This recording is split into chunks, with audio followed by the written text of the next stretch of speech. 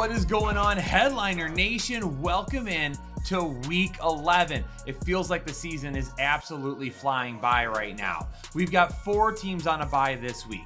We've got 6 teams on a bye for Bye-Mageddon in week 12. So hopefully your running back positions are firmed up and your roster is solidified, because right now there's not a ton of options, which is a good thing, because over the last few years, we've had a lot of issues trying to figure out who's going to be sniping who in the end zone, who's going to be getting a majority of the carries.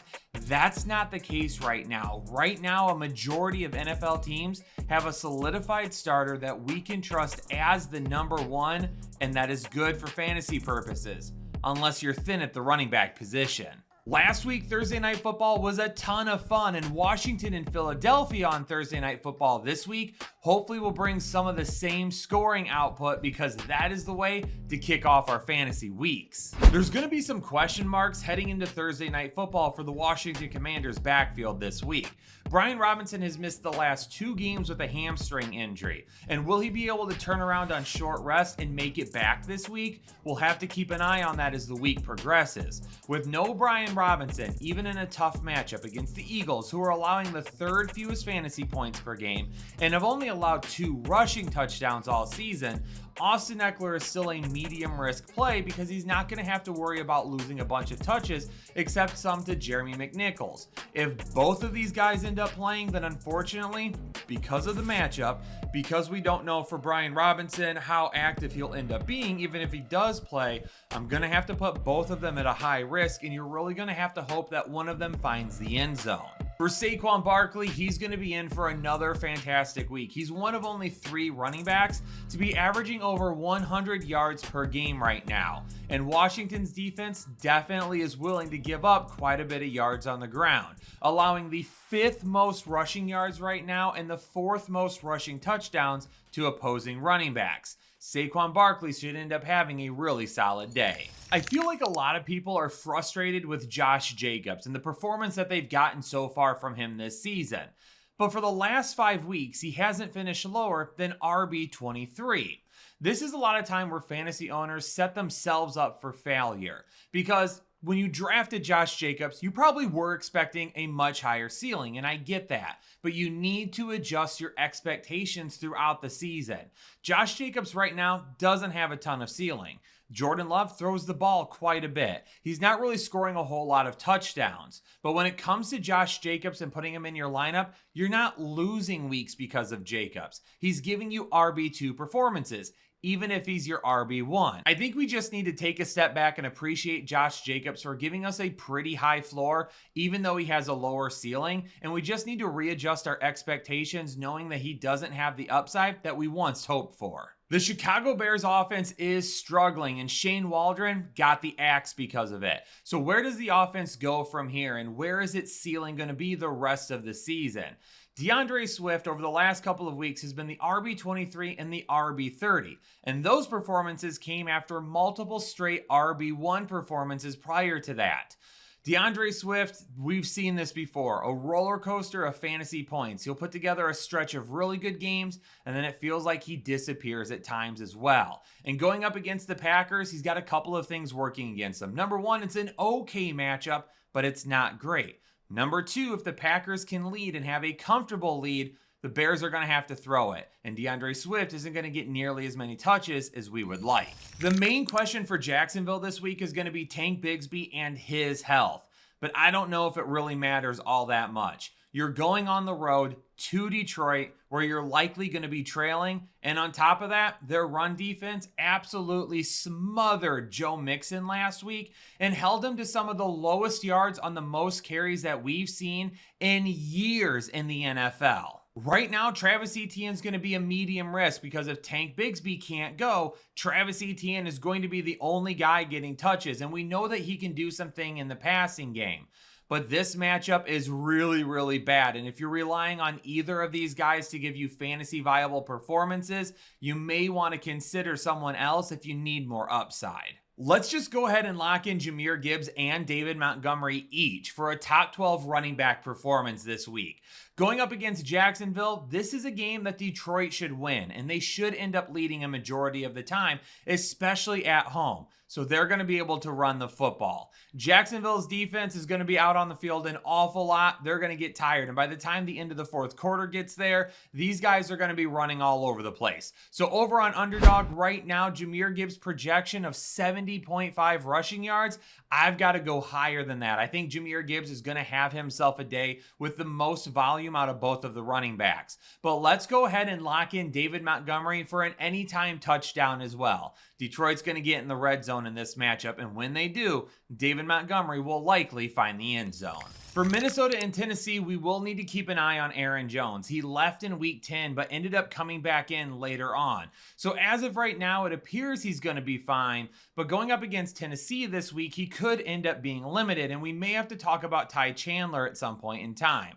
The thing about Tennessee's defense is they don't allow a ton of really good performances, but they do allow some big plays. And for Aaron Jones, sometimes that's all you need because he can turn big plays into stellar days. So for Aaron Jones, it's really about finding himself with an opportunity to get a couple of 10 to 15 yard runs, potentially find the end zone as well, but more importantly, get himself into the passing game. If we can get 5+ targets, then he's got really solid RB2 potential this week. But without a whole lot of work in the passing game and without those big runs, he could end up struggling to find any consistency. This matchup for Tennessee going up against Green Bay, also not going to be easy for Tony Pollard. He's definitely been a safe RB2 for us for a majority of the season, but this week he could really struggle to get into that area. Right now, his floor for me is about 8 fantasy points, but that's only if he gets a little bit of work in the passing game, which may be very tough with Tyjae Spears being back. Tony Pollard realistically has a floor of about 6 fantasy points. And if you're hoping for a higher ceiling, it probably isn't going to be there unless he can find the end zone at least one time. For a majority of the season, the Miami run defense has really struggled to keep guys out of the end zone and fantasy scoring down against opposing running backs. But they held Kyren Williams in check on Monday Night Football, and now they're going to be going up against Alexander Mattison. And I don't love this matchup for Alexander Mattison, and he's probably way closer to being a high-risk play than he would be a low-risk play at this point. But given the fact that Miami does allow running backs to find the end zone, my hope is that Alexander Mattison, being the lead back, the guy that's going to get 80% of the touches this week out of the backfield, could end up finding the end zone and at least be a decent flex option. But he doesn't have a ton of upside. And if you want RB2 numbers, I would be looking somewhere else. Devon Achane also struggled quite a bit last week going up against the LA Rams defense. Now, this matchup against the Las Vegas Raiders definitely has way more potential for him, and I think he gets back on track this week. But it's going to be interesting to monitor Raheem Mostert. He didn't receive 1 carry last week. Jalen Wright was technically the RB2 with 5 carries. Is it because of fumble issues? Is it because they don't trust Raheem Mostert? Is he still banged up? Is there something else at play? So a lot of you that have been trying to flex Raheem Mostert, unfortunately, I wouldn't even be considering it right now. And if he goes another week with no touches, Mostert may need to find himself back to the waivers. Kyren Williams has not logged a rushing touchdown in his last 3 games. And last week against Miami on Monday Night Football, it felt like a solid matchup for him to perform very well. But this week, he absolutely should be getting back on track, going up against New England, who allows the 3rd most rushing yards, 3rd most rushing touchdowns, and 7th most fantasy points to the running back position. Kyren Williams hasn't had that great of a ceiling in a couple of weeks. This week, he should be right back to it. The Rams did a really good job of limiting Devon Achane last week, so now we'll need to see if they can do the same thing to Ramondre Stevenson. New England's going to run the football. They're going to stay balanced against the LA Rams because you really don't want Matthew Stafford, Puka Nacua, and Cooper Kupp on the field any more than what you need to be. And with Drake May playing so well, taking over as the starter, it's going to help a little bit to get Ramondre Stevenson heading in the right direction and maintaining a little bit more balance to this offense. I don't love Ramondre Stevenson's upside this week, but he should still have an okay floor. I know it's been a couple of weeks since we welcomed back Nick Chubb, but in week 11, we may actually be welcoming back the Nick Chubb. New Orleans allows the 6th most rushing yards, 2nd most rushing touchdowns, and 2nd most fantasy points to the running back position. Nick Chubb is getting all of the touches over the other running backs on the roster. He's coming out of the bye. He was healthy before then. He gets a week to rest, and now he's going to come back just as strong and ready to roll in week 11. This could end up being a solid matchup. An underdog doesn't have any pick'ems listed yet for Nick Chubb, but if they did, I would have been all over it. It is Nick Chubb season once again, ladies and gentlemen. Cleveland is allowing the 9th fewest rushing yards against, but they're allowing the 4th most rushing touchdowns. And we already know that Alvin Kamara is going to be a big part of the passing game this week as well. Yep, the matchup does not look great on paper, but when you take into account all the injuries that New Orleans is dealing with, you know that Alvin Kamara is going to still end up having a really safe floor. The Colts and Jets matchup could be one of the better running back matchups that we see all week, with Jonathan Taylor and Breece Hall both having plus matchups. The New York Jets are currently allowing the 9th most rushing yards in the NFL, and JT is coming off of a 100-yard game last week. Now, Indianapolis shouldn't be anticipating needing to throw it 35 or more times this game. They really need to stay balanced going up against the Jets. But if they fall behind, absolutely it could end up hurting Jonathan Taylor. But if they can keep the game script neutral, Jonathan Taylor should have a really good game. But the Indianapolis Colts are allowing the 2nd most rushing yards to opposing running backs right now. And I know Breece Hall has not been able to find his ceiling as of late, but this game against the Indianapolis Colts could end up being one of those massive games that we've been waiting for. And over on Underdog, his current projection for rushing yards is only 68.5 yards. I definitely feel like we need to go higher than that. Breece Hall and Jonathan Taylor could both end up having 100-plus yard days. And if they do, that would be great for our fantasy teams. Baltimore and Pittsburgh were once known for their defensive battles, those type of slugfests where points may have been hard to come by, but you knew you were going to see some huge hits. This matchup is probably going to be a whole lot different. We're probably going to see a lot of points in this one. For Derrick Henry, the matchup really doesn't matter for me. He's going to be in our lineup no matter what, and he's got RB1 potential every single week. Going up against Pittsburgh, who allows the 5th fewest rushing yards, obviously, we need to just kind of bring back our expectations on what his ceiling may be. But even if his ceiling isn't all that high this week, his floor still stands around 70 rushing yards and a rushing touchdown. And Baltimore is going to score in this matchup. Yes, Pittsburgh's defense is good. It is at Pittsburgh, but Baltimore isn't going to walk away from this without any touchdowns. And if they score 2 or 3 touchdowns, Derrick Henry probably has one of them. Now, Pittsburgh's defense absolutely struggles. It is not the type of defense that we've seen from them in years past and could end up being one of the reasons why they don't make a Super Bowl run this year. But it's the secondary that is a problem, and it's stopping the pass that is a problem, because stopping the run has not been an issue for Baltimore. They are currently allowing the 2nd fewest rushing yards in the NFL. I hate this matchup for Najee Harris and Jaylen Warren, because more than likely, if Baltimore's offense is playing well, then that means Pittsburgh is going to need to be throwing the ball. And if they're throwing the ball 30 or more times this game, yes, they're going to try and stay balanced running the football, but Najee's not going to have a whole lot of big plays. And I really don't know if he's going to find the end zone either. Bijan has 5 straight games as an RB1, which is finally reaching the ceiling that we drafted him at. And thank God for that, because fantasy owners were getting super frustrated. But unfortunately, this week against Denver, he could find himself taking a little bit of a step back. It is a more difficult matchup than what Bijan has had here as of recent. But not only that, I think this game with Atlanta and Denver could end up getting into a pass-happy game where both offenses are throwing the football way more than they're running it. Now, that's not always bad for Bijan because he's going to make an impact in the passing game, but from a running standpoint, he may not have the greatest ceiling. I mean, honestly, I'm basically staying away from the Denver backfield for as long as I possibly can the rest of the season, unless you find yourself where you're dealing with buys, injuries, or other things like that. Audric Estime took over as the lead back this past week, and Javonte Williams was basically irrelevant. The dude wasn't even on the field all that much. So it's clear they want to get Estime a shot to see what he can do as the starter, and he'll probably continue to be the starter for the time being. But even with getting the most touches in a matchup like this going up against Atlanta, who has only allowed 2 rushing touchdowns all season, I really don't want anything to do with it. Maybe it's because Kenneth Walker has been banged up. Maybe it's the offensive line. Maybe it's the play calling. But over the last 5 games, Kenneth Walker has only averaged over 4 yards per carry one time. And now he's going to be getting a San Francisco defense that does allow the 8th fewest rushing yards per game, but the 5th most rushing touchdowns. So this week, it's all about finding the end zone for Kenneth Walker. Now, coming into the bye, he had been a little bit banged up, and maybe with the bye week, he finds himself a little bit healthier than what we had seen, and that helps that efficiency. But he's going to need to start doing a little bit more consistency like he has the last couple of years. CMC is clearly healthy. Well, at least healthy enough to play over 80% of the snaps in his first game this season.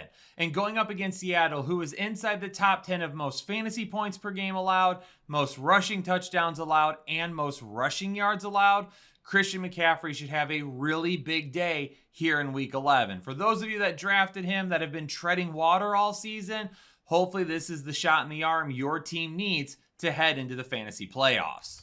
Kareem Hunt has been back and forth between being a very solid RB2 and a low-end RB1. And with Isaiah Pacheco nearing a return, Kareem Hunt's run may be coming to a close. If you have Pacheco, that's still good news for you. But if you don't, you may need to start looking towards other options. Pacheco isn't going to come back and just take over the backfield right away because Hunt's been doing a fine job. But this is definitely going to be at least a 50-50 split to start, with things moving towards Pacheco the more and more healthy he is. So why don't we go ahead and give Kareem Hunt an awesome send-off and make him our Manscaped must-start running back of the week? Because this matchup against Buffalo is going to be perfect for him to not only have a really nice RB1 floor, but some high-end RB1 upside to go with it. The Buffalo Bills are allowing the 10th most rushing yards to opposing running backs and the 5th most fantasy points to the running back position as well. And when you're the Kansas City Chiefs, you definitely can get into shootouts with the Buffalo Bills, but I wouldn't want to do that this season. Go ahead and run the football, control the ball on the ground with Kareem Hunt, and keep the ball out of Josh Allen's hands for as long as possible. And I'm definitely hopping on the current projection of 60.5 rushing yards for Kareem Hunt over on Underdog, and I'm going to go higher than that because this is exactly what Kansas City needs to do this week. Run the football, control the ball on the ground, keep it away from the Bills' offense, and come out of here with a win. James Cook has a very volatile ceiling this week. Kansas City's defense is really the reason why they are undefeated right now. They currently allow the fewest rushing yards per game and the fewest fantasy points per game to the running back position. So for James Cook to find his upside this week, he's going to need at least 5 targets in the passing game. And some of that could depend on whether or not Amari Cooper ends up being healthy. Keon Coleman already ruled out. If there's no Amari Cooper, then that's good for James Cook. But if Amari Cooper ends up playing and Cook doesn't get those targets, it could end up being a very rough week. Chase Brown has had some difficult matchups here as of late, and this matchup against the Chargers is going to be a difficult one as well. Right now, the Chargers are allowing the 2nd fewest fantasy points to the running back position, and they've only allowed 1 rushing touchdown all season long. Chase Brown is going to need to make his mark in the passing game to really reach the upside that we've seen from him here as of late, because his ability to pick up big yards on the ground may not be there. But 12 targets in the passing game last week, if you could give me 8 again for Chase Brown, I would be all over that. Yeah, J.K. Dobbins is going to be a little touchdown dependent this week. But that may not be that bad of a thing, because right now Cincinnati is allowing the 4th most rushing touchdowns to the running back position. J.K. Dobbins also has Gus Edwards back as well, though, and Gus Edwards saw a decent amount of touches last week in his return.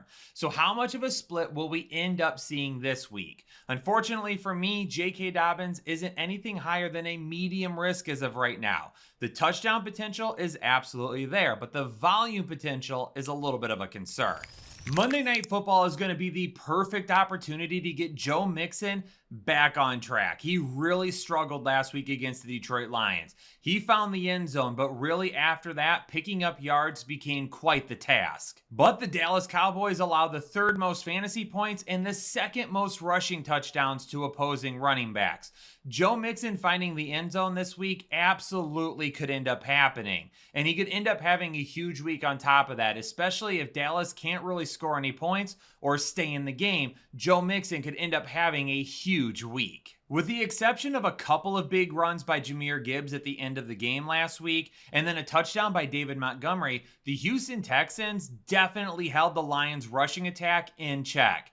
And Rico Dowdle in this Dallas offense isn't going to be anywhere near what Detroit was showing. Yeah, Rico Dowdle could get a few dump-offs and a few targets in this match, which would be really good to help his floor out. But his ceiling, to me, is really non-existent.